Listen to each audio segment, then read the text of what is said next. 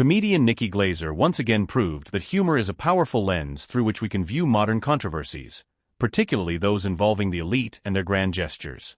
During the prestigious Time 100 Gala, where global changemakers and celebrities alike gathered to celebrate influence and innovation, Glaser took a moment to chime in on the recent backlash against Blue Origin's all-female spaceflight, a mission that had the internet buzzing and social media platforms debating.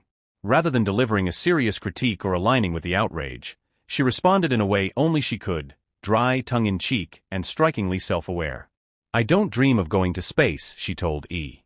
News with a smirk, simultaneously sidestepping the need for an earnest opinion while skewering the idea that space travel has become a status symbol. At the heart of this incident lies a collision between the modern fascination with space tourism and a growing disillusionment with celebrity excess. Blue Origin, founded by Jeff Bezos, has been launching civilians into space as part of a broader effort to normalize and commercialize space travel. While past flights sparked awe and even inspiration, this particular mission, with a crew of high-profile, largely female celebrities like Lauren Sanchez, Katy Perry, and others, prompted an entirely different response.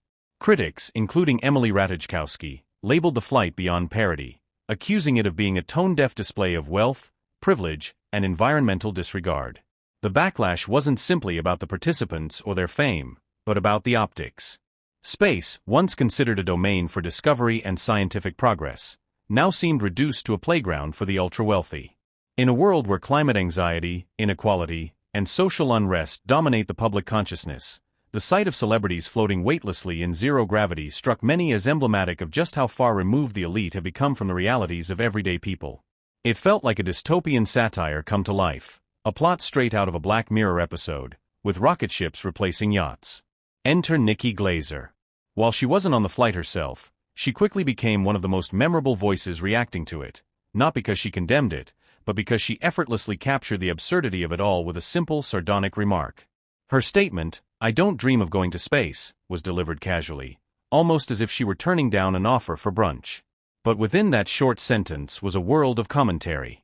It tapped into the collective fatigue over celebrity culture, the performative nature of wealth, and the increasing detachment between public figures and their audiences. Glaser's brilliance lies in her ability to say what many are thinking, but in a way that feels light rather than accusatory.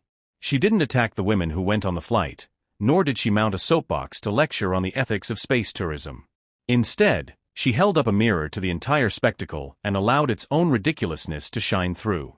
Her humor didn't diminish the gravity of the broader conversation, it enhanced it, giving people a way to engage with the topic without spiraling into anger or despair. This moment also fits perfectly within Glaser's comedic brand. Known for her biting roasts and unapologetic takes on taboo subjects, she's made a career out of fearlessly diving into the uncomfortable. Whether she's joking about dating, addiction, or politics, Glaser consistently walks the tightrope between satire and sincerity, using humor as a way to disarm and enlighten. It's no surprise, then, that she would treat the subject of celebrity space travel with the same irreverence. In doing so, she brought the conversation back down to earth, figuratively and literally. And that's perhaps the deeper message of her joke. In a cultural moment obsessed with going higher, reaching further, and achieving more, whether through technology, wealth, or influence, Glaser subtly reminded us of the value in staying grounded. Space travel may be the final frontier, but for most people, it's also completely irrelevant to their daily lives. Rent, healthcare, climate change, and economic security are far more pressing concerns than the latest billionaire joyride beyond the stratosphere. In saying she doesn't dream of going to space, Glaser articulated a sentiment that resonates widely: we have enough problems down here.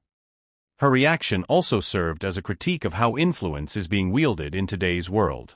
The Time 100 Gala itself is meant to honor those shaping the future, and yet here was a space mission that many viewed as frivolous.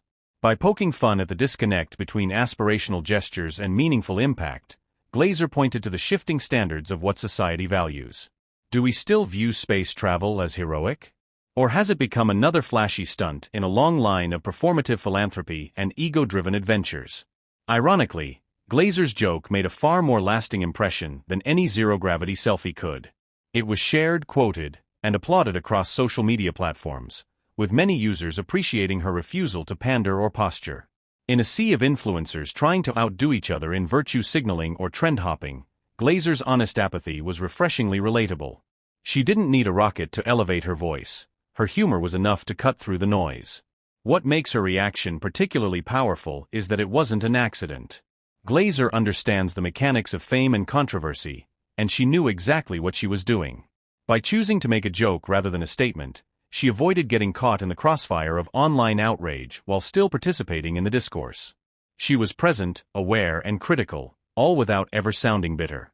That's a rare skill in today's climate of hot takes and snap judgments. In the end, Nikki Glaser's comment about not dreaming of space was more than a joke. It was a micro moment of cultural commentary. It encapsulated the absurdity of the celebrity space race, the public's growing disillusionment with elite escapism, and the enduring power of humor as a tool for reflection. It also served as a reminder that, sometimes, the best way to respond to a spectacle is not with outrage, but with a perfectly timed punchline. While others may continue to argue about the merits and drawbacks of civilian space travel, Glaser's remark stands as a testament to the enduring relevance of comedy in public discourse. At a time when everyone seems to be reaching for the stars, she brought us back to Earth with a laugh, and in doing so, perhaps helped us see things a little more clearly.